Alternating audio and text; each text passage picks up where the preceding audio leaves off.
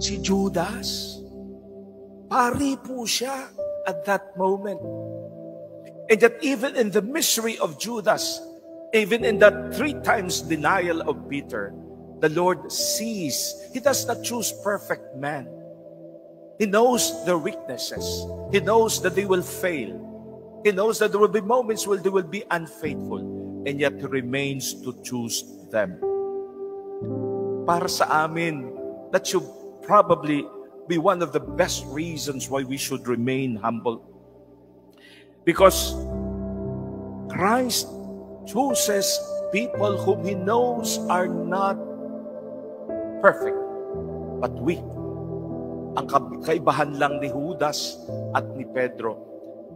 Peter cried for his faults. Peter asked to be forgiven. Peter wanted the conversion that Jesus offers. Judas, in his misery, did not permit Jesus, the pardon of Jesus, to reach him. Ang ating pong celebration ngayon is a reminder of a few things.